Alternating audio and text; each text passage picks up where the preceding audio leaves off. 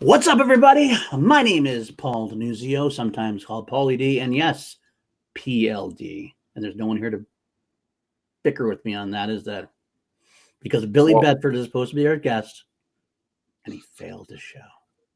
But instead, I'm left with my best friend over here from a brother from another mother. How you doing today? you're left here with me? You mean you're stuck with me? What do you mean? What's up, people? I'm Richard Jarvis. Yeah, Billy was supposed to be here, and just like a few minutes before we went live, well, not live, started recording, Paul actually called him, and Billy just, hello, what's the show today? What are we even doing today? I don't know what we're doing today. Oscars? I don't know if I can do that, man. That, we should be confirming our guests on a quicker basis. And but actually, I'm going to hold true to the fact that he saw the great JP thumbnail with the name spelled Bedford. Now, if you don't know that story, that's actually a running joke that Ben and Andrew got always called it Bedford instead of Belford. So I'm going to say, I don't know if JP did that as a joke or not, but either way, if it wasn't a joke, it still works completely well as a joke. But anyway, you're watching Class Action at the moment, and usually we have a pretty segmented show for you today. But this week it's going to be Oscars. So, yes, Paul, tell us, what are we doing for this week as a special episode? Yeah, it's a very special episode. Like we've kind of decided we like our format a lot, but every once in a while, topics come up. And we want to do something just a little bit different. Like we did this before. We did it when we decided to rank all the Star Wars movies. It totally gets out of our usual. We went almost 3 hours. Went 3 hours. Not going to do that today. I promise that. But it's kind of cool. We just break our format and just do something a little bit different. And today we're just going to take it's Oscar weekend. Oscars are Sunday, February 9th. Today you're going to see this be February 8th, a Saturday. So it's tomorrow. We're recording it on Friday. We're just going to take a look at the Oscars and we're going to predict them. Now, fair game. We haven't seen all of these films, so it's going to be a little bit of a weird choice. But you know what? If the people who actually vote for the Oscars can get away with not seeing all the films, like I've been told, then we sure as hell can get away with doing it. Absolutely. And there's, even if we are guessing, they're going to be kind of educated guesses in a way. So I just didn't pick them completely blind. So I'm going to try and predict as well as I can what they would choose. So it's not like a random pick for some of the categories that we haven't seen any movies of. Right. You can predict sometimes from buzz. True, very much so. Exactly. About it from different people, you can say, I didn't see this movie, so I can't say, but this is what I hear. Now, also another fact checking ourselves here. We were doing this little scoreboard between each other. I just want to know, like, we did this last year off air, obviously, just a little prediction thing. There's some categories we honestly have no idea about, or we're just kind of almost throwing darts to the board just to get them out there. We'll breeze through those just so we have the public records. I just came up with an idea. When we are locking in our, like, you and I are going like head to heads with what we're picking, we should come up with a prize. And I think I have a prize just off the cuff right here. We're going to be on air. Look at that. Okay. Whoever wins gets to pick one episode of Class Action, like completely on their own. Doesn't have to confer with the other one. Can like pick any subject and the other one has to do it. So we don't bicker back and forth and like we usually do and figure out and give or take. We actually have to just if I say I want to do Southpaw and something like we're doing Southpaw, or if you're picking The Crow, we're doing The Crow or whatever, or something like that. We're fucking doing The Crow at some point. Let me tell you. Well, if you win. True. No, I nearly got to win. So. It's just an example, but I think it's a good idea. What do you think? It's a great idea. I'm all for it. Let's do it. I'm on board. This is wonderful. So great. All right. Anyway, before we dive into our categories, we should recap what Ben and Drew did this week. Ben and Drew. Who are Ben and Drew? Well, Ben and Drew. We are on the Action Industries YouTube channel, and if you are on Action Industries, you probably know who Ben and Drew are. It's the home of all things Ben Bateman and Andrew Guy. We always salute them for giving us our slot on their channel. They do wonderful, wonderful work. We became good friends by watching their work together. You see them on this channel doing the Action Guys. This is their new show. I call it 2.0 because they had a show on Collider. They've kind of revamped it now to have guests on. It's a longer stream to get more interactive with the chat. It's an awesome show on Sunday nights at 5:30 Pacific.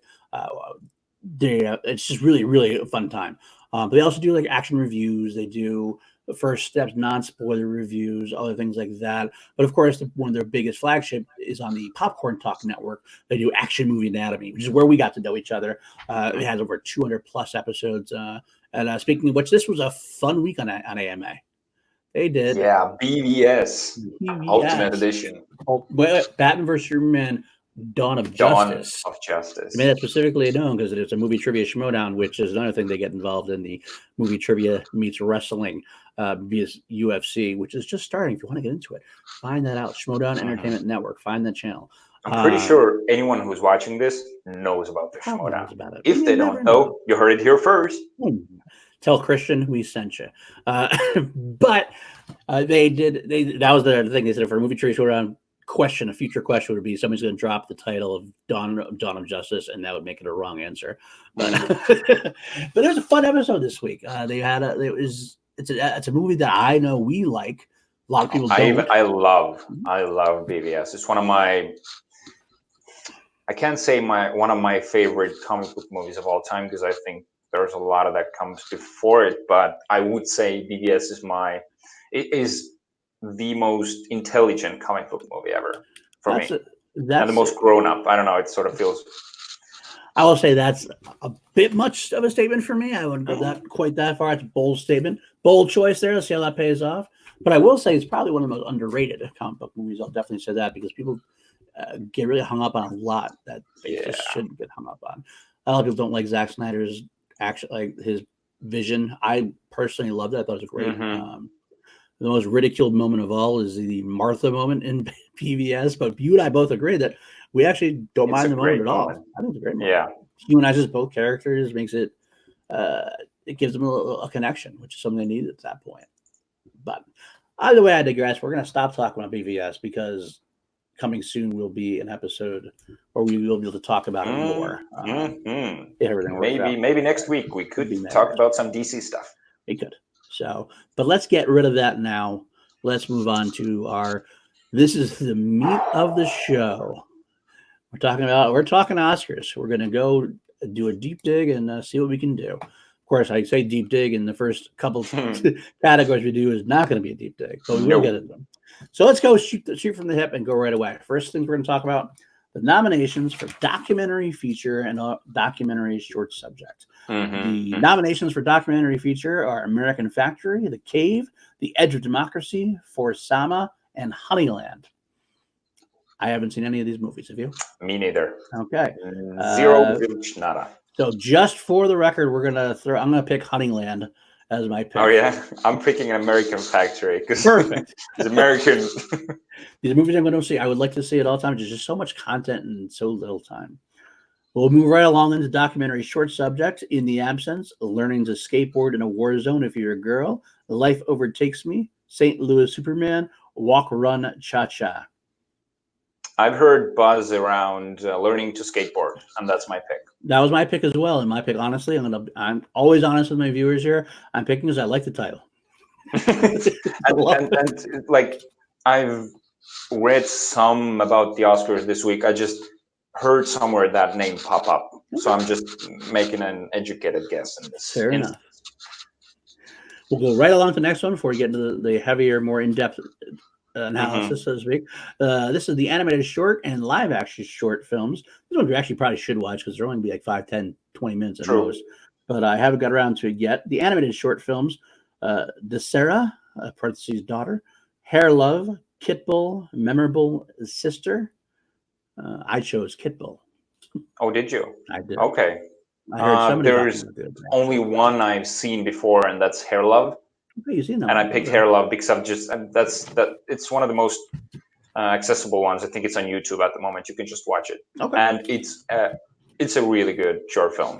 Okay. Honestly, I would recommend you watch it. Okay. All right, live action short film. You got Brotherhood, Nefta Football Club, The Neighbor's Window, Saria, and A Sister. I will tell you right back. I actually did watch one of these. I watched The Neighbor's Window, which my wife Kim actually told me I should watch, and she sent it my way. So I watched it last night, and I dug it. I thought it was quite a nice little short. It's nothing outrageously new and evocative, but it's a well done short film with a good message. So I'm going to pick that one because I saw it. Spoiler alert, that's my pick. Really? Like, did you see it? Did you actually watch it? I had two. I haven't seen it. I had two that I was gonna like. I heard some buzz about was Brotherhood and Neighbor's Window. Okay. And I put Neighbor's Window just fourth. It felt like it had an edge, but honestly, this is just based on some of the buzz that I've read about. So we'll see what happens. Okay. Well, let's move on now to our things we starting to know a little bit more about. We go with international feature film. Okay, this is the most slam dunk, sure thing, home run things that if I was a betting man, I'd bet my entire life savings on this one. Like honestly, and I would do it on a 1.01 odds. Okay. All right. Well, the nominees are Corpus Christi, Honeyland, Les Miserables, Pain and Glory, and Parasite. So Les Miserables, right? Les Miserables. That's what it's got to be. No, it's Honeyland again, the documentary. Right? Same thing. That's what I picked for documentaries. So it's got to win, right? No. I got to tell you something before you answer. I know what your slam dunk is. It's the same as my slam dunk. Almost everybody's slam dunk, I think. Yeah. Billy, in his notes to me before he was going to be on here, I will mention that Billy did not pick this one. Okay. Well, it could be because he's probably giving Parasite some bigger awards. It could be. That could be the reason. But no, it really wasn't, actually, I don't believe. Okay. It was, but it was just, really? I was surprised. But Parasite, yes. I mean, if you get, of course, Parasite's the one. It's got the biggest buzz. It's actually nominated for Best Film of the Year. So, I mean, if it's the only one nominated for Best Film of the Year, how can it not win International Film of the Year? That doesn't make any sense to me, at least. So, I guess the dark horse that, if you were to mention one, just from any buzz at all alone, would be Pain and Glory, since there was a nominee. I saw it. From those, because I didn't get to see it, but I know that Antonio Banderas was nominated for it. So I mean, I guess that would be the dark horse, but I can't see it not going to Parasite. Yeah, it's also a bit of a sore subject for me because an Estonian movie called Tõde ja õigus, in English it's Truth and Justice, was supposed to. Well, we were in the final 10, and we didn't get into the final 5, which is a shame because it's the biggest Estonian movie to date. Honestly, it was a big epic. It's based on some of the older when Estonians were hardcore farmers and all the life that happened during that time. It could be quite boring for an outsider, but it's like our national thing, and we were really proud of that era. But it's a shame because it was a really well made movie. I know you and like you, so maybe I'll watch it to get a little bit more of your culture when I get a chance, if I can. It's a long movie. The long movie? It's like 2.5 hours. Okay, well, that's the how I got there. We'll move on to the animated feature. And feature film, the nominees here are How to Train Your Dragon, The Hidden World, I Lost My Body, Klaus, Missing Link, and Toy Story 4. This is a tough category, honestly. Okay. This is the one I'm still undecided on. Okay. I would want How to Train Your Dragon to win, but I know it's not even going to be it's not even my runner-up. That's what I would like to win. Okay. Toy Story 4 hasn't been winning anything. No. Which would have been my first choice. And honestly, I had it down before. Okay. Now I'm thinking the momentum is behind Klaus. It feels like it's building and building behind Klaus. Okay, fair play from that. I'll just announce that this is actually, of the big categories, this is one for whatever reason, I fell way behind. I never got a chance to catch up. Toy Story 4 is the only one I've actually seen. How to Train Your Dragon, I was kind of waiting so I could watch the first two again, because I kind of wanted to watch them so I could get into the third one, and it just never happened. I do want to see it still. But I have heard the same buzz around Klaus, that Klaus is a big choice. I do think Toy Story 4 has a good chance because it's got the name brand. It was surprisingly good. Like, a lot of people thought Toy Story 3 was the perfect ending, and why there's this question of why bother going back to the franchise. And then Toy Story 4 came along, and I think most people consider it still the least successful, or at least of the Toy Story films. It still made an impact, saying it was still a great freaking film, and surprisingly good considering it was the fourth go back to the well, so to speak. I was completely surprised by how good it was and how it moved me. I came out of the movie, I was like, whoa, my heart is full. So it could get some votes just based on that alone, the surprise factor a little bit. But if I had to predict based on what I've heard from Buzzwise, I'm going to bet that Klaus. I watched the trailer for it the other day. It looks like a very charming movie. So you're going Klaus. You know, Klaus, Toy Story 4 being my dark horse, so to speak. Mm-hmm.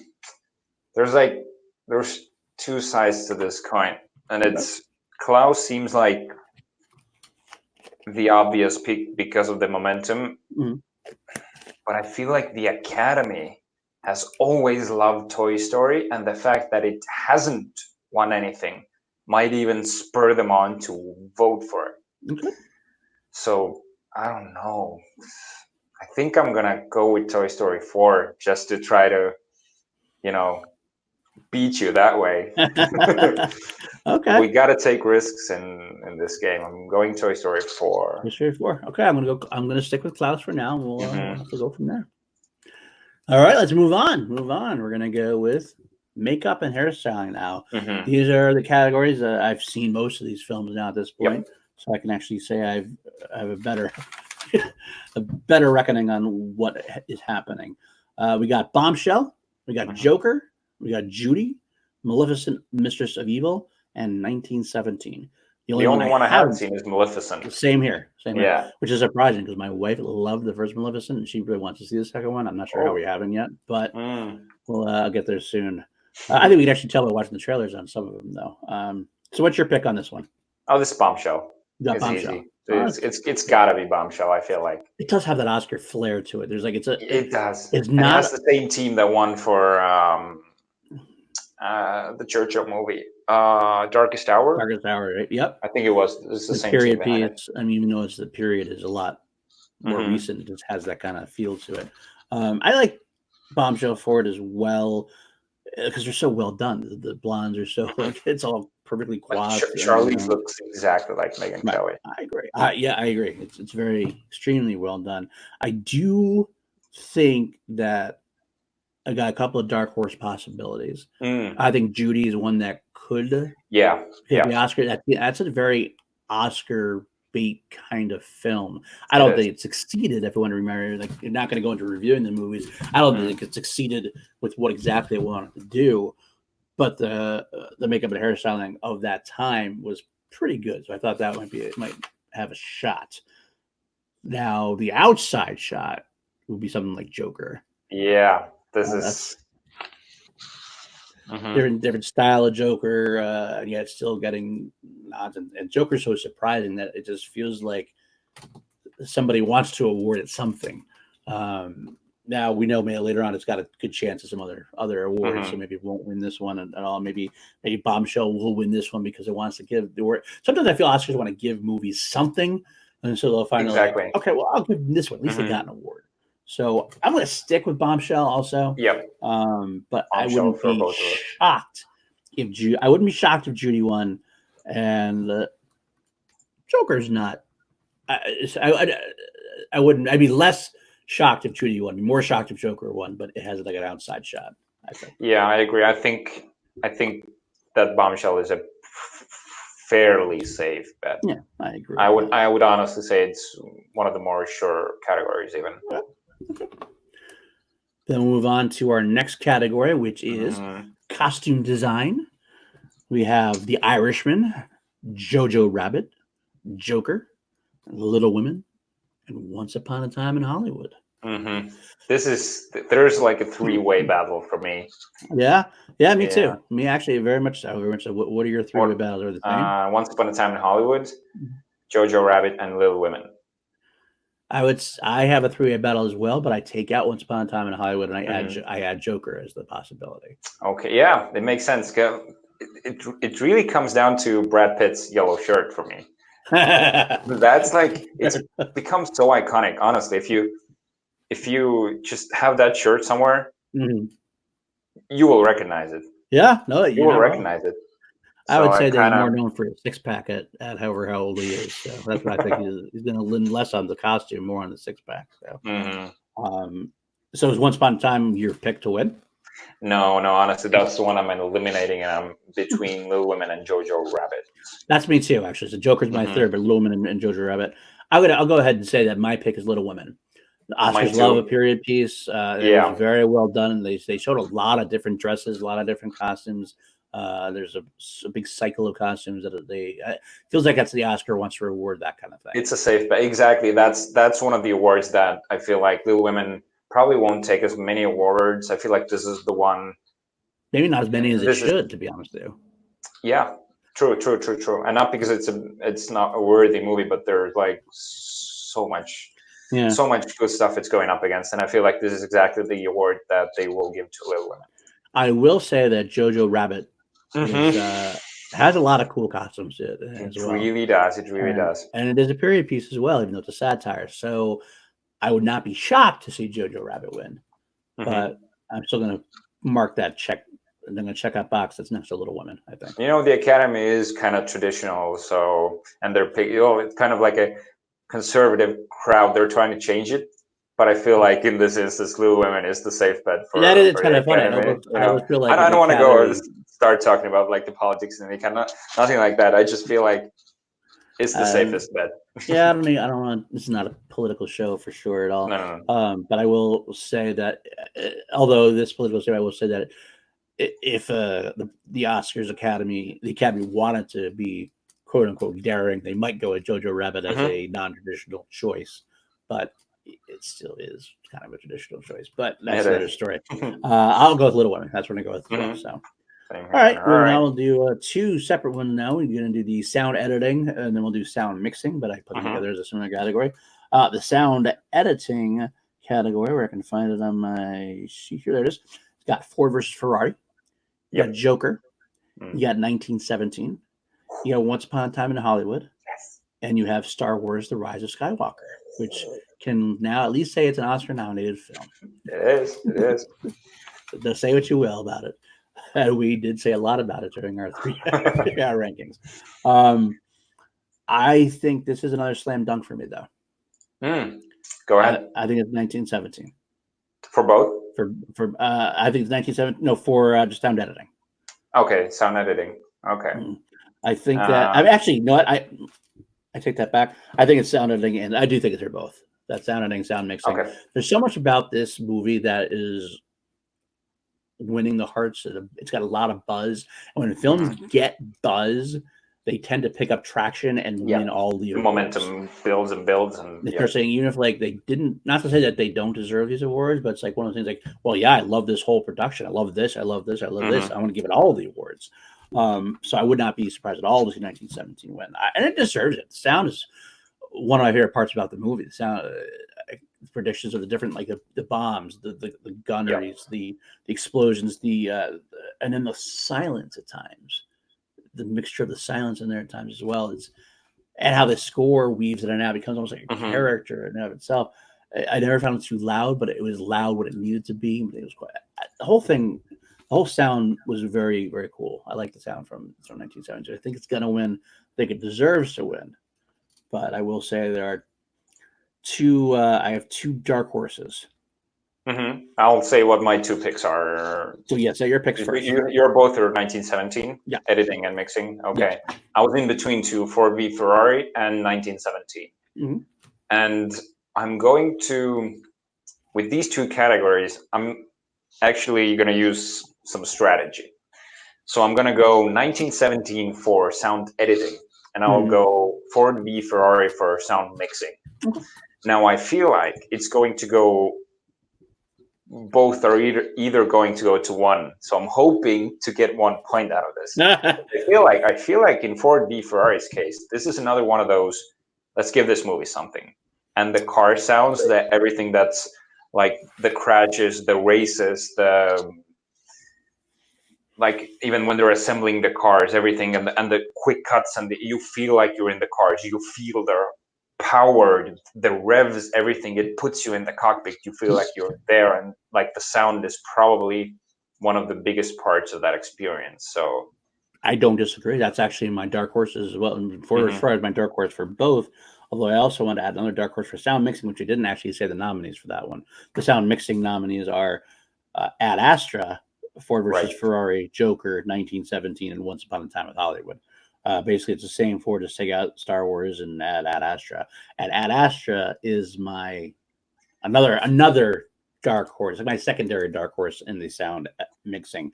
because that whole film is an experience. That's like a Yeah, it's and not a film. It's exactly like what you said before. It uses silence. It uses silence silent perfectly. perfectly, and then it has the surrounding Yep. like drone. I would love. I mean, honestly, I would love to see Ad Astra win Mm-hmm. something. 'Cause I love the film so much, even though it wasn't very high on a lot of people's lists. A lot of people found it. I think a lot of people went in it with the wrong expectations. They kind of expected a more action adventure, kind of almost like Yep. Armageddon kind of thing, and they Or got Interstellar, like Interstellar, like more fast paced, and they got more of a 2001 Kubrick Mhm. style It turned into a drone thing. character piece Right. rather than a story-driven movie. Right, and it's fun. I loved it for what it was. It's actually one of my favorite movies of the year. Mhm. So I guess part of me would love to see it get any recognition at all, so that I would definitely not mind it. I think it's going to go 1917. Okay, so yeah, for you both 1917, for me Yep. 1917 for editing and mixing. I'll go for Meat Ferrari because strategy. Strategy is king, my friend. I get it. We're trying to get such a. I guess it's kind of funny. Like some people are gonna be like, "Well, why are you doing it for strategy? That's not actually doing anything. That's just such a almost like a personal thing." Well, we're on Class Action. We put things up against each other. Yeah, So now this it's is DiNuzzo Jarvis. So exactly. this is that's as Christian Harloff would say, but that's the show. So. All right, I'm stealing catchphrases now. Now Christian's gonna come cancel us probably. So that's Yeah, okay. he should come on the show and like There put you you in go. order. There you go. Right there. Anyway, so let's move on, I guess, to production design. Hmm. Production design. And when we have the 5 Uh, nominees oh yeah, yeah. Go ahead. are The Irishman, Jojo Rabbit, 1917, Once Upon a Time in Hollywood, and Parasite. Hmm. Now you seem to be wanting to jump the gun here, so go ahead. Why don't you tell me what I you're just thinking? figured you've been going first for a couple of the categories, so I figured it's fair if I go first You're saying now. I'm hogging it? Is that what you're saying? I'm hogging it? No, Right. because Yeah. when you Sure, go sure, sure. first, I feel like you're in a disadvantage because you'll feel the other one's reasoning and you can change your pick. So you're doing it for me. That's what you're saying. You're taking it for What? me. Sure, sure, sure. Yeah, Okay. I'm doing this for you now. Okay, Son of a bitch. I know your competitive nature. Go ahead. I heard that they built all the sets and the houses for Parasite, which is insane. Mm-hmm. The house where it all happens, the basement. I'm not gonna talk about the story too much. The apartment that's on the like ground level that gets flooded, like Yep. their original home. Everything was a set that was built for the movie. Yeah. But it's still my runner-up for 1917. I feel like the production, that was. I felt like when I saw the movie in cinema, I was like, "Holy crap!" When they come out of the cave, which collapses, Mm-hmm. and they just come to this abandoned. There's like shelves everywhere, broken equipment, everything. That's like the biggest moment where the set sort of takes you in completely, Mm-hmm. and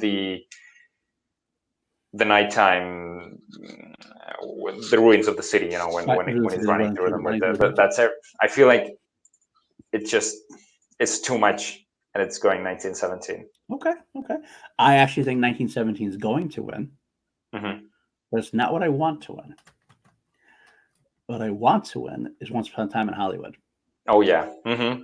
I love that they just basically totally built that era Hollywood to the T, including the murder scene of Sharon, that whole the houses, the movie sets, uh, everything about it. They did like the production design of the movie, of Leonardo DiCaprio's movie bits. Yeah. They Yeah. put everything else. Oh yeah. The whole big thing. I love the production design in this movie.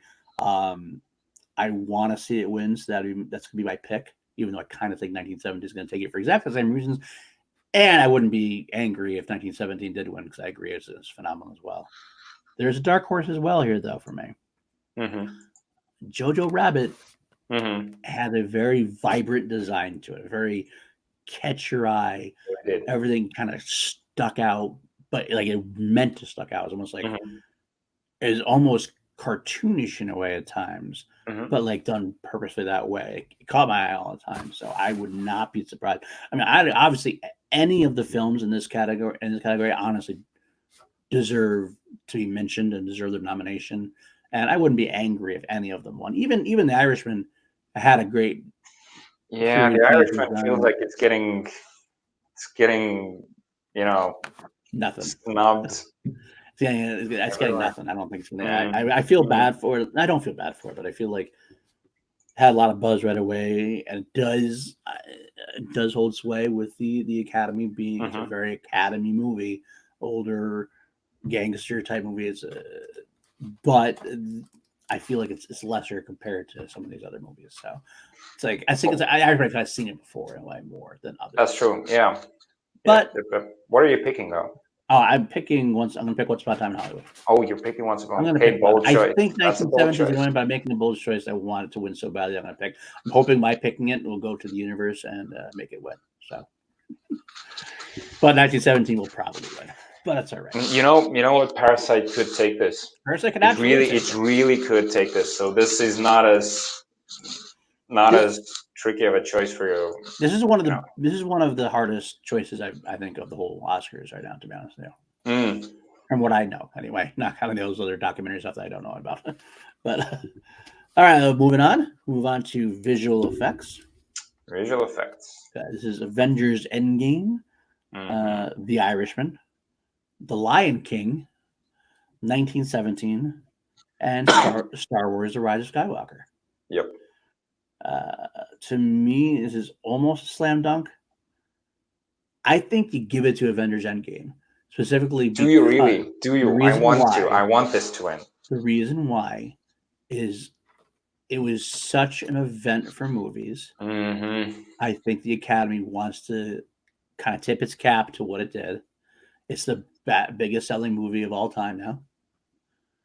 I think the Academy's going to go, all right, here's your something. So I think it's nominated in. And it's got great effects. So it's not like it's just a gift. I mean, it's got great effects. Comparatively, I mean, The Irishman might win as a dark horse because it has that's the gimmick of the movie, you know. But does it work completely? Some people say no. You still see you can't de-age movement. You can't de-age movement, right? Famous words of Christian Harlow. Exactly. So that's true. Lion King, I think, is not. I don't think Lion King actually has much of a shot. That's actually one of my two picks. Is it really? I don't think it has much of a shot. I think it's too animated almost in a way. I feel like it's done some. This. I don't know. I feel like there's so much that they did with the movie, but I'm with you. I feel like the buzz isn't there for it. Yeah, it was striking visually, but but the way they use that visual style, that like photorealistic stuff, that's what brought the movie down eventually. So it was sort of too good, too photorealistic for its own good. Right. So you're going Avengers Endgame. My reasoning, I like your reasoning though. Yeah. Yeah. But again, let me finish it. I mean, 1917 also deserves some effects. That's fine. The other thing I will mention as my dark horse would be, for similar reasons, would be for Star Wars, because it's the last Skywalker film. Now, do the Academy notice the difference between the last Skywalker films and the last Star Wars film? Probably not. So that's why it probably won't win. But would it completely floor me? It has some cool effects. But anyway, go ahead. I'm sorry. You can go ahead now. I'm thinking I still go to the Endgame. I do agree with you that Endgame could take this because it wrapped up and in such a way it's the highest grossing movie of all time. But I feel like the Academy is deciding on visual effects. Their decision is based on how seamless visual effects are, and they are going to pick a movie that you can tell what's visual effects and what's not. Right. That's why I'm going with the most boring choice with 1917, because there's a lot more CGI in that movie than we know of. You're not wrong. I watched some featurettes, how they did there's green screens, there's how they cut the scenes almost seamlessly, where they cut, but there's still moments when they cut. I feel like they will give visual effects to 1917 because of that. Okay. Because of that seamlessness. I would not. Again, that's not something I'd be angry about. I don't think it. But I want Endgame to win. But I kind of want Endgame to win as well for that reason. So you're picking with your heart, so there's a lot of respect definitely going your way. So, This is why I might we might end up doing Southpaw a couple of weeks because of that. But spoiler, That was actually, I just an wouldn't. example. I was just an example. Honestly, I still haven't seen the movie, so I don't. I wouldn't even. I It's a good couldn't really movie. argue against it too much. So in a way, I actually wouldn't mind you picking that because then I force myself to watch it. But all right, move along to original song and original score. Yep. We'll start with song. Yes. I Can't Let You Throw Yourself Away from Toy Story 4. I'm Gonna Love Me Again, Rocket Man. I'm Standing With You, Breakthrough. Into the Unknown, Frozen 2. And Stand Up, Harriet. I listened to all the songs at least once because it seemed like an easy thing to do. I kind of okay. I actually I'm audibling here. I Okay. initially put something on my thing. I think I'm gonna go with my favorite of the bunch, which was Into the Unknown, Frozen 2. Really? It's my favorite of the bunch, and I don't know if it's because I liked it or the Panic at the Disco cover of it. But either way, I thought it popped. It had a radio feel to it. It was very powerful. I originally was going to say, I'm going to Love Me Again from Rocket Man. In a way, it was almost like the way of the Oscars tipping their cap towards a difficult movie that was maybe not the success that they wanted it to be, but to give him some kind of credit because Terry Richardson was definitely highly regarded in the role and he did a good job singing. So I wanted to say that, maybe get it, but I can't go away from Into the Unknown right now. I'm still singing that, to be honest. I'm a 40-year-old man. I'm singing along to catchy into the Unknown. So what do you I'm picking Elton John. I'm going the easy route again. This is because I feel like they made that's a new song that they made for the movie, right? Yeah. So and it felt like it was like an old hit of his. It was pretty seamless. I was pretty impressed with that. I did predict that was my original prediction before I audited. So it's a boring choice, but I'm here for the win. It's not bad. I'm picking Elton John and Rocket Man for this. Original score is next. Original score. Okay. Well, for original score we have Joker, Little Women, Marriage Story, 1917, Star Wars: The Rise of Skywalker. You want Star Wars to win, obviously. That's I want Star Wars to win.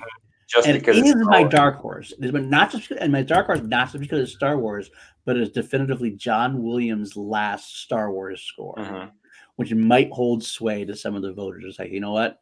Let's give this guy a freaking career star. That'd be so cool. You give you all the career awards anyway, but this one's a career. You finish up the Star Wars saga, which is probably your best known work, and that's saying something when you got a guy who does Indiana Jones, Superman, all the movies he's Jurassic Park, but Star Wars is probably his best loved work, and he finished up all 9 films, all 9 of the Skywalker saga.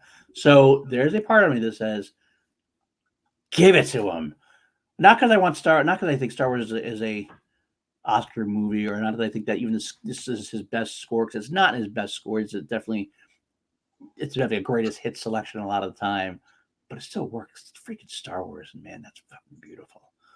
But I think 1917 is gonna take it. Oh, you're going Newman. I'm going Newman. Okay, this is where I'm giving my first one to Joker. Oh, okay. I'm predicting Hildur Gudnadottir, which was an awful way of pronouncing that, but I tried. It's better than I can do. I'll tell you that much. That score is unbelievable, and she is a fairly an unknown. It's her first big budget movie. And did you know that she actually scored the movie before the movie?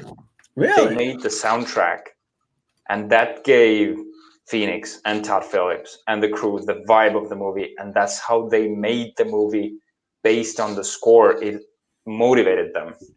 I did not know that. And yeah, that's like, I'm a big scores guy, so I just knew that when the movie was coming out. I heard some stuff about it, and having heard the score, it's haunting, it's devastating, it's powerful, I feel like this is going to Joker, and I'm feeling fairly confident on Wow. this. Okay.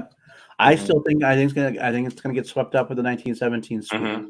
That whole sweeping of the awards, I Could think easily happen because it was a really good score. it's a great score. Marriage Story, I don't even remember the score, to be honest with you. Actually, yeah, I don't either, but people are saying it was really good. I'll have to go They're back. saying it's a really good score, but I don't remember it either. Gotta be honest. To be honest with you, I might be misremembering. But I don't even I remember it being jarring at some point as my wife's going to work. So. No, I saw you go. Love you, Kim. Richard says goodbye. um, what is it? Oh, but yeah, I've heard it. I actually remember it was just jarring a little bit for me sometimes, so I didn't really think anything of it. And then Little Women's another one I don't really doesn't stand out as anything that was spectacular. I mean, it's good. It's fine. Yep. Not very memorable to me. So if I see them again, I'll do it. But I'm going to go with 1917. Okay, and I'm going Joker. All right. Adapted screenplay. An original screenplay. Jinx. All right. Adapted screenplay. Move that one first. Got The Irishman, Jojo Rabbit, Joker, Little Women, The Two Popes. Joker. Oh, not Joker. Sorry, I wanted to say Jojo Rabbit. Jojo Rabbit for this one. Oh, okay. I feel like Jojo is fighting an uphill battle in all the other categories, but the script is amazing, and I feel like the story and how everything you've said about it today, it being a satire, it's a movie about Nazis and pretty much showing every little detail how they are becoming this, Nazi machine, and it's a crazy story, but it works so beautifully. And I feel like Taika Waititi is the one credited for this, right? I believe he wrote it as well. I believe he did. He might have had help, but he was definitely the driving force. Okay, and it's also the one I feel like they're going to award Jojo with an Oscar that, well, this is the Jojo Rabbit Oscar, so they can give it something. Although there's Quentin Tarantino, and the Academy loves Tarantino. Well, that's original though. He's not nominated adapted. Oh, my bad. Right, so Irishman, Jojo, Joker, Little Women, and Two Popes. So you're going Jojo Rabbit. I'm going Jojo Rabbit. Okay, I think Jojo Rabbit's a dark horse of the category. I think I would be surprised for exactly the same reason you think. But what I think is going to win, and what I would actually like to see win, is Little Women. I thought it was a very clever adaptation on an old-timey tale. Like, they didn't go out of their way to make it like completely zany and updated or anything. That wasn't like they took it and went too far with it. They just took a couple framing techniques. They added a little bit to it. They added the whole idea of her Redden story, and selling her story at the end, changing the ending. A lot of like the small little details that they tweaked to a classic story, which made it better for film. Which is why to me I think it wins adapted screenplay, and I think it should win adapted screenplay because it made a story work on film that might not work as well otherwise, especially in today's world. It's going to be seen as an old fogey's tale. It's an old tale that I've seen a million times. It's had like 4 or 5 adaptations, and but this still seemed fresh and new to me.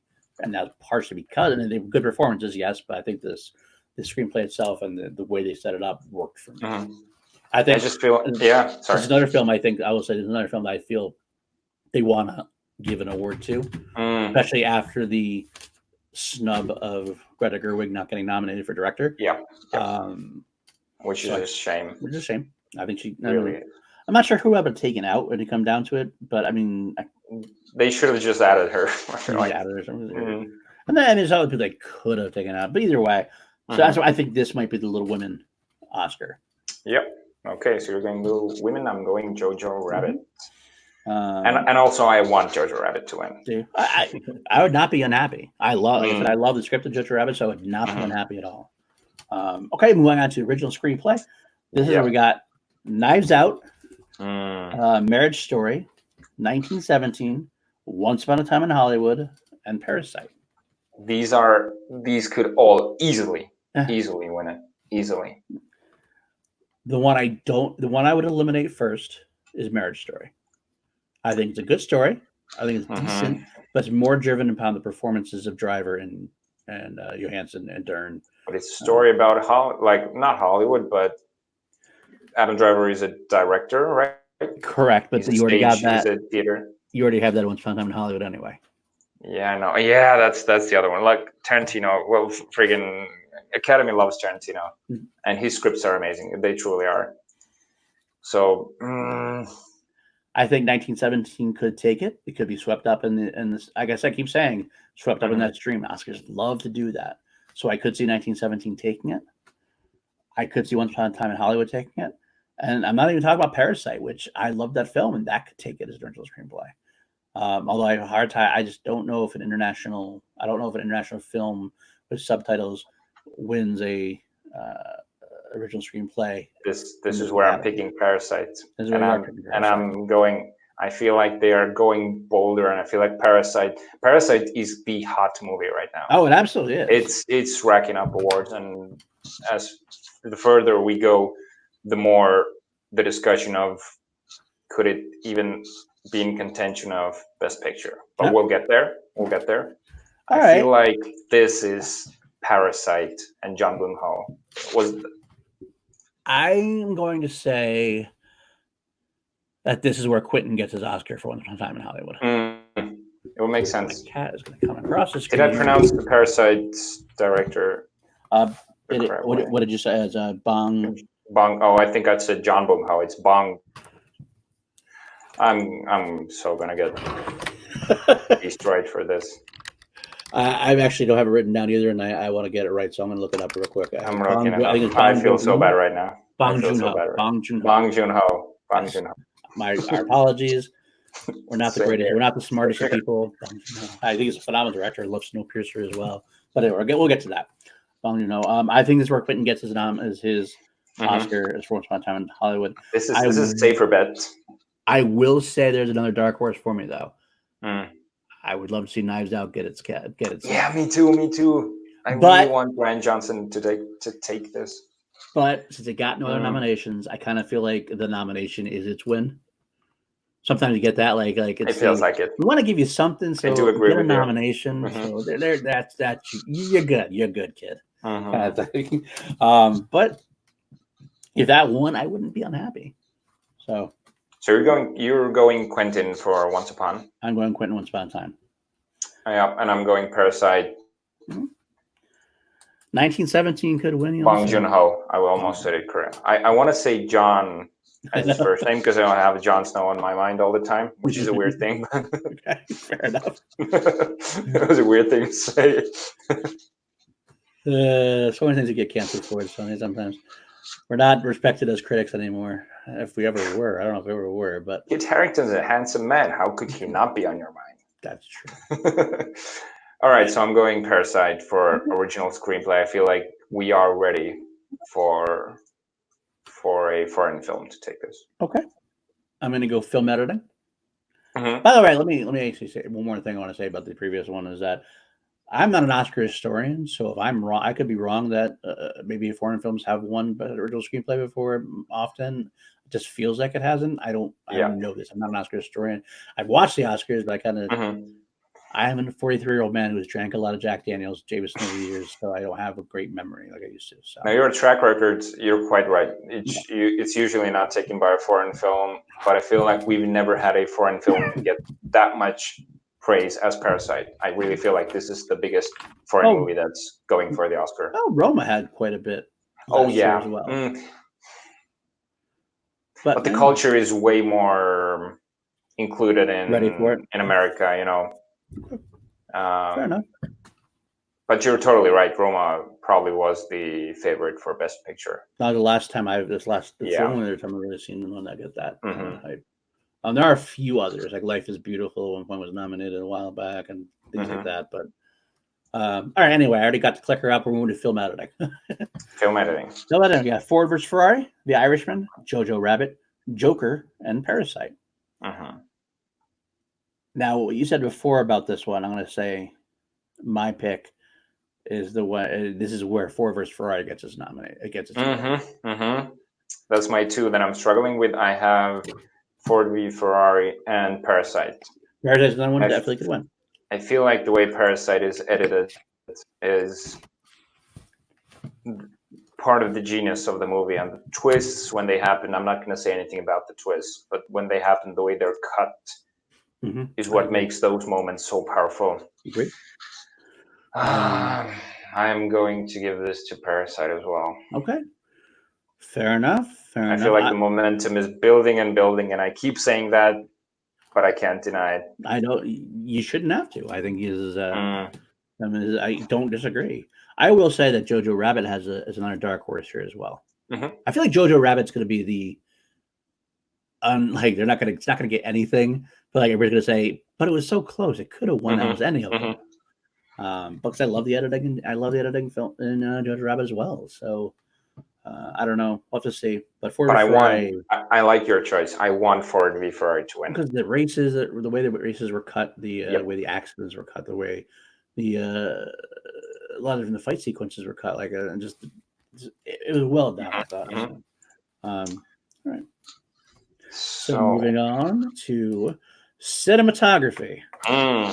what are the nominees? Nominees We are The don't care Irishman. because 1917 is winning this. Took the word right out. This is actually probably my biggest slam dunk. In 1917 wins. It's going to Mhm. beat out. It's going to beat The Irishman, Joker, The Lighthouse, and Once Upon a Time in Hollywood. Now, Mhm. The Lighthouse is one I haven't seen yet. I haven't gotten Me to too. see it. I've heard amazing things about the cinematography specifically on that. Yep. So, And it's a black and white movie. It's kind of edgy. absolutely, It's apparently a weird movie. Robert I'm Eggers going to, yeah. is phenomenal director. He did The Witch, which Mhm. I was not as big a fan of as some people, but I don't know. I don't even know I who his haven't seen first it effort was. yet. But 1917, that's all the big talk about it. Mhm. The single shot all throughout the film, the way they edited, or the way they shot the trenches, the running across the war zone. I think is a slam dunk. This is a Roger Deakins tour de force performance, if you can call it that. Roger Deakins is a god, pretty much as Yep. far as it goes. Mm. Like, you always know if Roger Deakins is shooting your film that Mhm. you're gonna have a good looking film. So Agreed. So this is 1917 yep. easily. I got the two supporting roles. We got actor and We're getting to the good actress. stuff. Yeah, actor. We'll go actor in a supporting role. Mhm. Tom Hanks, A Beautiful Day in the Neighborhood. Love that movie. Anthony Hopkins in The Two Popes. Great movie. Al Pacino in The Irishman. Liked Joe it. Pesci in The Irishman. Brad Pitt in Once Upon a Time in Hollywood. I don't get why, but everyone's voting Brad Pitt for the awards. And I feel like Ad Astra was the stronger performance for Brad Pitt this year. But I feel like he's going to win the Oscar. It does It sound like there's a feels like groundswell. it's moving that way. There is the other swell, and this might be where Irishman gets his award. Pesci. No matter Pesci, no matter what it was, Joe Pesci's comeback. No matter anything he says about it, everybody always says Joe Pesci was freaking good though, and it's true. And it's a great comeback story. He hasn't done film in a long time. He still has it. He still does a great, wonderful He really work. does.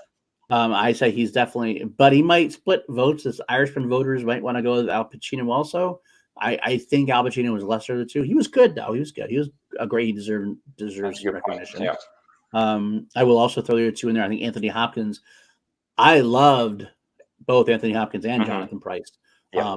I even almost loved Anthony Hopkins better than Jonathan Pryce. I'm gonna say it. I liked Jonathan Pryce more because Anthony Hopkins is this established mastermind of an actor. He's just, and I don't think he did anything new. See, I actually disagree. I thought his charisma was actually. I thought Anthony Hopkins' charisma was more enveloping than Jonathan Pryce. Jonathan Pryce had I mean, they're different. They're in different categories. It doesn't really matter. It shouldn't go against each other. We're going to start reviewing the two popes. But something about Anthony Hopkins had less material to work with than Jonathan Pryce, so that's why I think I give him more credit because Jonathan Pryce had much more of the material to work with. It was kind of tailor made for him to look good, whereas Anthony Hopkins was the bad guy in a way. So he had lesser to work with, but he just something about it. I gravitated towards him, even though I didn't like a lot of stuff he said. But I don't think it's gonna come close to an Oscar compared to the other people in there. I think the dark horse could be Tom Hanks. The Academy loves Tom Hanks. It's been a while since he's gotten an award, I believe. I don't remember the last time he won an I award. can't remember him winning for a while either. I'm gonna look that up real quick. Tom But Hanks. I don't. Yeah, you look it up. But I like also A Beautiful Day in the Neighborhood. I think is my favorite Oscar watch. Like there's a lot of popular movies this year that are included in the Oscars, which I love. But there was less movies for me to like. I usually force myself to watch all the Best Picture noms and the actor and actress noms. And interject real quick. Yep. Real quick. Last time he won an Oscar, Forrest Gump, 1995. Okay, Last so it's been a while. I mean, he got nominated for Saving Private Ryan. He got nominated for Castaway. This is the first time he's been nominated since 2001. Does that seem right? I still feel like it's when you think who could play Mr. Rogers and they say Tom Hanks. Yes, that's the correct choice. This is the only choice. He's going to right, and it sort of feels like that's its downfall. I get what you're saying. I love the performance. I love everything about the movie. I like cried my eyes out in the movie, but I feel like Brad Pitt's just gonna take this because it's this weird momentum again behind him. I get what you're saying. I don't necessarily disagree, but I think Tom Hanks was amazing. Was so perfectly cast that sometimes that can be both ways. It can either be a curse or it can be like a wow. I'm seeing Mr. Rogers on screen, and that gets you an award possibly. So I think it's a dark horse. I do that. I'm going to pick Brad Pitt as well. I love. I did love Brad Pitt in this role. This is my favorite. He was my favorite part of Once Upon a Time in Hollywood. True. But he's not really acting, is he? I feel like he's just being him and enjoying himself. Maybe. It could be. I do love the performance, but I honestly don't. I wouldn't give him the Oscar, but I'm just predicting it's going to him. Yeah, but the funny thing is, if you look at all in Tom Hanks, I mean, Tom Hanks is a Mr. Rogers type, so he's not playing that off. He's that all-American, very nice guy. He's always had that nice reputation. Anthony Hopkins, he's Anthony Hopkins. It's hard. Al Pacino and Joe Pesci have done so many gangster roles. Sometimes it's hard to determine between the performances. So there's a lot of cons on all of them. There's a lot of not necessarily cons, but there's a lot of reasons why they wouldn't win. So Brad Pitt being Brad Pitt. I don't know. It's hard to say, but I do agree. It's got the swell. I think it's got the swell. That's why I think it might win for that. So, all right, going into actress in the supporting role. Kathy Bates and Richard Jewell, Laura Dern in Marriage Story, Scarlett Johansson and Jojo Rabbit, Florence Pugh in Little Women, and Margot Robbie in Bombshell. I have not seen Richard Jewell, so Kathy Bates, I cannot judge that performance. But I also haven't heard much about her performance, to be honest with you, so I don't know. She's really good in it, but honestly doesn't stand out as much as I can't remember the lead's name who plays Richard Jewell. It's the guy from I, Tonya. Yeah. I can't remember his name either. He was like a complete standout. So in that way, Kathy Bates was. I felt like it was a solid performance from her. But you don't go out of that movie thinking that's Academy Award worthy. Right. It makes sense. Okay. But I'm actually picking Laura Dern for this, for Marriage Story. Want ScarJo to take this. That is the one. I will say that is the one that is the buzz. That's the exactly. I know. That's exactly why I'm picking her. Right. That's one's going to win because of that. But I don't. I gotta be honest with you. I know I'm in the minority here. I didn't think her performance in Marriage Story was anything like super special. It was good. It was solid. Have to agree with you. Yeah, it was almost exactly the same as she was in Big Little Lies. Yes, exactly. Have you seen this show? I did. Yes, I have seen. I've seen her on. Yeah, right. Because she feels like she's exactly the same character. It's a great role. It's a great job done with it. But we're talking best performance of the year, supporting wise. I don't know. I don't want her to win necessarily. No offense to Laura Dern. I love Laura Dern. I think she's solid. I think you put Laura Dern in a movie, you're doing a good job because you're going to get somebody who's going to give you a good performance. Maybe that's why I didn't like it as much, is that I'm so used to her giving a damn good performance. So I was like too much. In a way, it's like, oh, good. But if I had to pick somebody, I'm going to go with Florence Pugh from Little Women. She's got a swell of support, not necessarily for the role, but for her as a performer. Insane year for her. Right. Insane year. Fighting with Family, which I wasn't as big a fan of everybody else, but it was definitely a good performance. Mm-hmm. I think Little Women, which she's in for, and she's gonna be in Black Widow. Mm-hmm. She is like the next. I don't want to say this. I'm actually going to say it reminds me a lot of Jennifer Lawrence's Rise. Mm-hmm. Like she's done a lot of films in very much so. Very much so. Turn out like J-Law did a little bit. I'm hoping J-Law actually comes back and gets her out together. It seems like she got burnt out for a while. Too many roles, too many times, I think. I'm so distracted by Indy behind you. Just so lounging there. So there. So there taking a bath. Yeah, that's what it does. That's what he rolls. But either way, I do want to mention Margot Robbie and Bombshell as a potential dark horse. I thought she was good. I think, but it's one of the things that she's a hot actress too. And I don't mean that attractive wise. I mean, she's just I know. A hot name also. And then Scarlett Johansson. I have a feeling, I'm going to say it now, kind of a spoiler. I feel like she's getting snubbed for both of them. Or not snubbed. That's not snubbed. It's she's going to be overlooked for both of them. I almost feel like I don't know if this is true or not, but it's my gut saying something like you can split. Sometimes you can split in the same movie. You can split votes. I think Scarlett Johansson could split votes in between the categories. So it's like some nominees will go, I'm going to vote for her. I don't want to vote for her twice. I don't think she deserves both supporting and lead. So I'll vote for supporting. The other one will do the same thing, and I'll support for her in lead and not want to support. So I think that she ends up losing to herself in both categories, possibly because of that. That's a good point. Good point. Yeah, I do want ScarJo to win for JoJo, though. That's my preferential pick, but I'm gonna be guessing for Laura. No, not guessing. I'm picking Laura Dern for that category. Yeah, I'm picking Laura Dern as well. I want Florence Pugh. So, all right. So let's move on to actor in a leading role, and actor in a supporting role, actor in a leading role, actress in a leading role.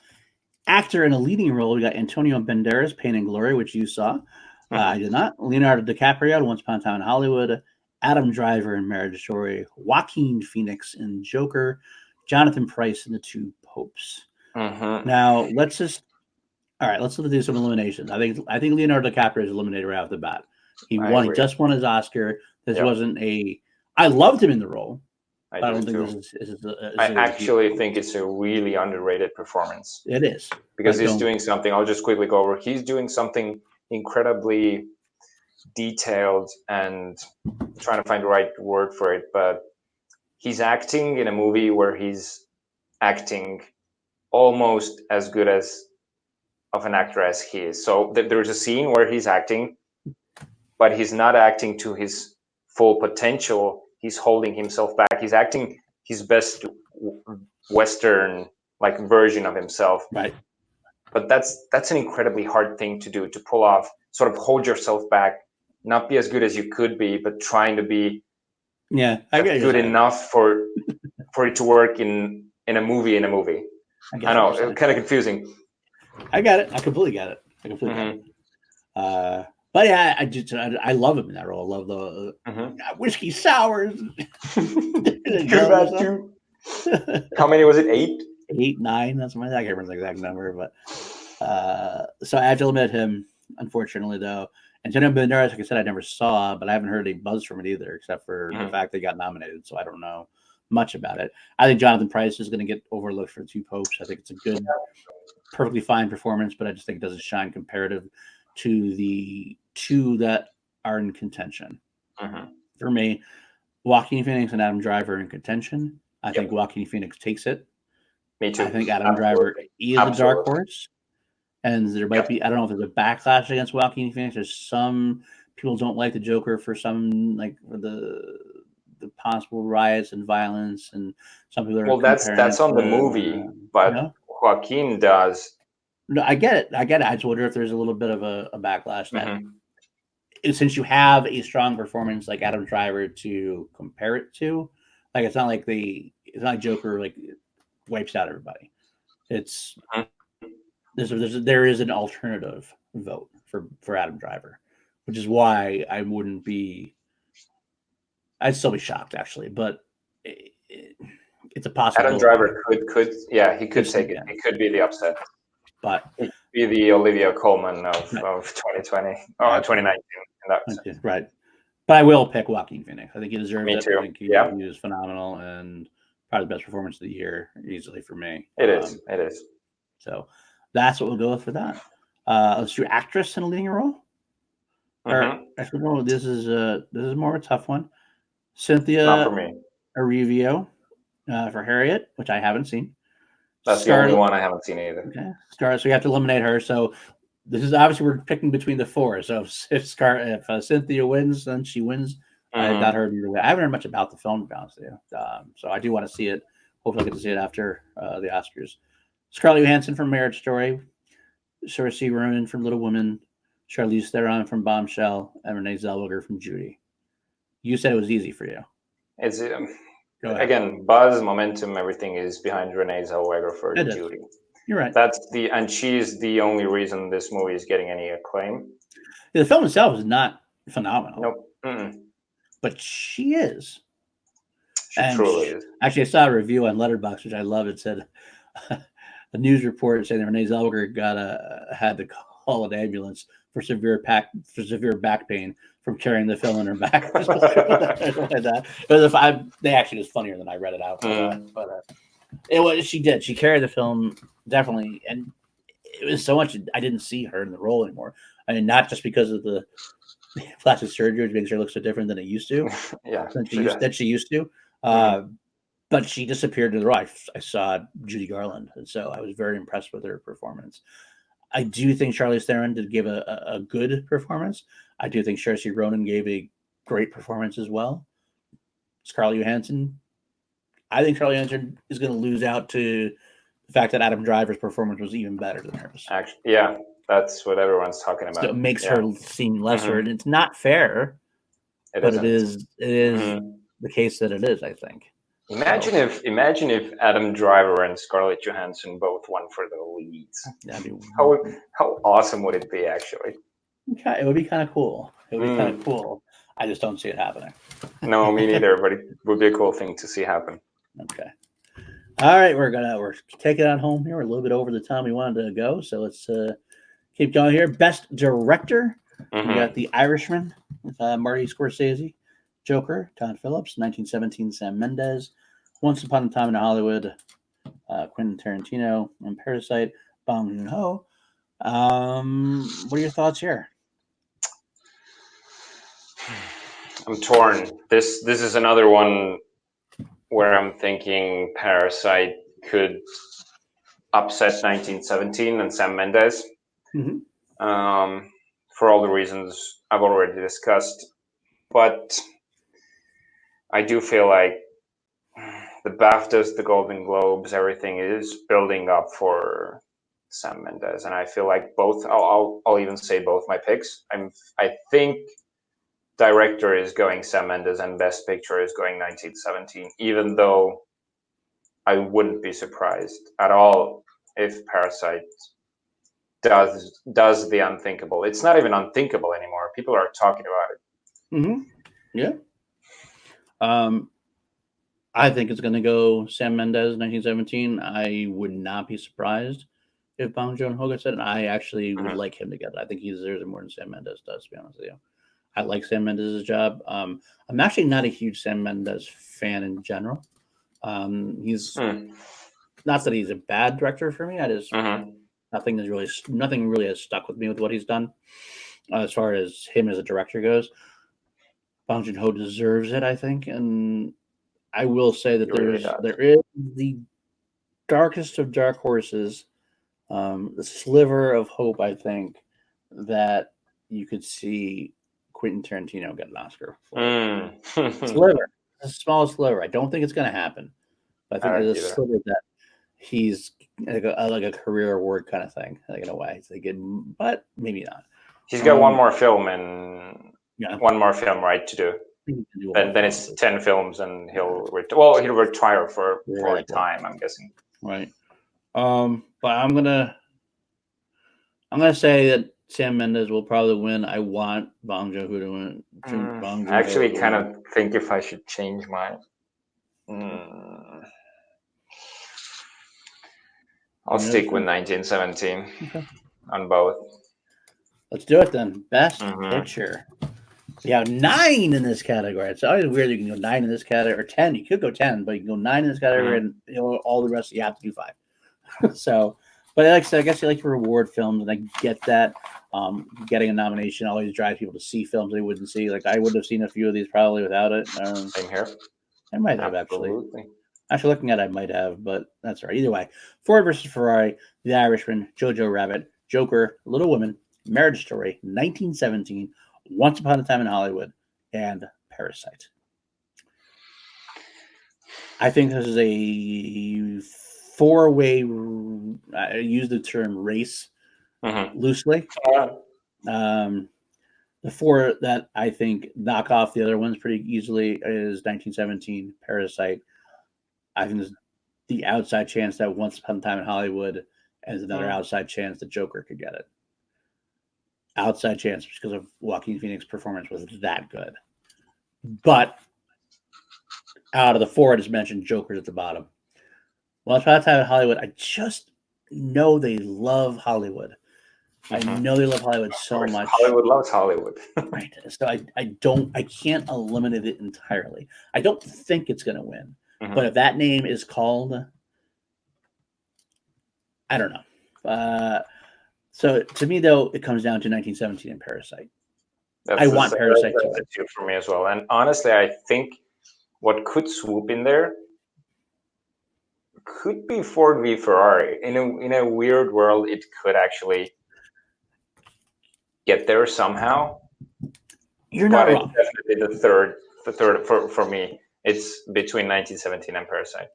Just to touch base real quick on Ford v Ferrari, it is the reason why it's so good. It is such a traditional Hollywood movie, and I don't mean that in a negative way. It's like an old-fashioned Hollywood movie, and Hollywood loves that about itself. It's again in a Hollywood loves Hollywood way. This is like a standard that the older voters from the Academy will look at it and go, "This is an Academy Award-winning film. This is a great film," and they're not wrong. I think the buzz will stick with it. There's not enough buzz for it to do so, though. But if it happened, would I be like, "Oh my god"? Well, I probably would be still, but I wouldn't be upset because I like the film that much too. But I'm giving it to 1917. 1917. Yeah, I want Parasite to win. I don't. I appreciate Parasite. I wasn't a fan myself. I remember you saying that, which is weird. I know. This is a hot take, and not taking anything away from the movie. It just it wasn't the shock and the excitement that most people had. I was sort of maybe too shocked. So in a sense, that movie did too good of a job. Yeah, it's just that wasn't the emotion that I wanted from watching the movie, if that makes sense. But that's the subject. That's exactly why the movie is great. It shows you the world the way it is. Actually, I almost want you to watch it again. Like I do too. I feel like I should. It's one of the movies because I love the film. And I love the film because I love the fact that it took you on a roller coaster. Like it was different genres of film, all in the same film. Like it was like almost like a comedy at first, and then it's like took you all in a different direction, and it went another different direction, and it had great social consciousness statements. There's a lot to love about the film. It's one of my favorite films of the decade. So I would love to see it get rewarded. I think the international film, getting the international feature film Oscar is going to be its award, though. Maybe there's another possibility that you could see the split vote and see either 1917 wins the best film and Bong Joon-ho Bong Joon-ho is the director. I love the way you skip over his name. I did it again. Bong Joon-ho. Bong Joon-ho. I'm so awful with names. I am Is it so Bong awful. Joon-ho? You say it fast enough, you kind of pretend like I mumble anyway, so it's I can get away with it sometimes. Again, we apologize. I apologize. No disrespect meant at No. all. I'm just awful. I'm a 40-year-old man, Jameson Jack Daniels. But again, going back to my pick is 1917. The You way could that split. Parasite could win could be for Best Picture. I mean, there's preferential voting. So if enough people put it as number 2, and not everyone puts 1917 as number 1, there could be, because I'm saying Parasite is the sexy movie right now that everyone is talking about. I would say that 1917 is still pretty sexy though too. It's a little less sexy. If the Oscars took place like a month ago, I think 1917 was the clear-cut winner in a way. But I do feel like after a little bit of time, it's gone. The luster has gone just a tad. There's been a little bit of like, I've heard from like some critics here and there now that Parasite has picked up on. So either way, I think it's definitely a 2-film race for both Best Picture and Best Director. Yep. I wouldn't be surprised if they split. Has that ever happened before? Yeah, that's happened. That's actually happened quite a bit. Okay. I mean, quite a bit is a strong term. Aww. He just loves to be on the camera. Okay, get that. That's enough. You're gonna start to ruin. One day I completely flip my monitor over. That's not gonna happen. No. But it's going to be 1917 here. That's not bad. Yeah, it's gonna be 1917 here, I think. Well, that is going to do it for us. We've gone through all the categories. If we had Billy Bedford on, this actually might have gone a lot longer even. So maybe in a way, it's a good thing, Billy, that you fell asleep and stayed asleep. Probably is. We love you, Billy. We want you to be on for another episode. At some point, we will. So that's what we're doing. And next week, what are we doing next week there, Richard? Or do we want to announce it, or do we want to... yeah, I'll announce it. I think we are. This is a not definitive, but this is what we think we're going to do. Because Birds of Prey is coming out this week, and I saw it and I loved it. But instead of talking about the characters in that movie, we figured we'd talk about DC, and we might do another 3-way battle between the 3. Well, I would say the 3 biggest Batmen, in the sense that there's way more, but I feel like there's like the 3 big ones is Christian Bale, Michael Keaton, and Ben Affleck. Jesus. Live action Batman. It's Friday. I'm fried. Yeah. So we will be deciding who is the best Batman. We call it DC. Good enough. That being said, where can they find you, Richard? Richard Eric with a K Jarvis on Facebook and Instagram. And of course, go follow Action Industries, everyone on the social media on Facebook and on Instagram. But most of all, where they can find Team Action. Patreon.com/Team Action, where you can get many different tiers of your support for Ben and Drew. A lot of great rewards, a lot of good segments. You get to talk to them at a higher level. You get to talk to them on a weekly, bi-weekly actually, Google Hangouts chat. You get a lot of cool swag, more stuff coming behind the scenes videos on Schmodown. It's great. It's great source, and you really join a family when you join the Action Army. We're large and charged and just growing continuously. And myself, I'm at Paul_DiNuzzo on Twitter, Paul DiNuzzo on Facebook. You also can find me on one of our sister channels, the Call to Action podcast, which Richard also has been on quite a few times, although it's the timing factor, unfortunately for you. Can't get you on more. We're the after show of the year for the movie trivia Schmodown. We're going to begin a new season of reacting and doing our interview show. I go on Chilled Action every Monday night usually, so we can look forward to that as well. And that's it for us. We will see you next week. Click that like, click subscribe, and also you can suggest shows to us. We actually had our first suggestion thrown to us on Twitter. I believe it was Zachary Shelton, I want to say.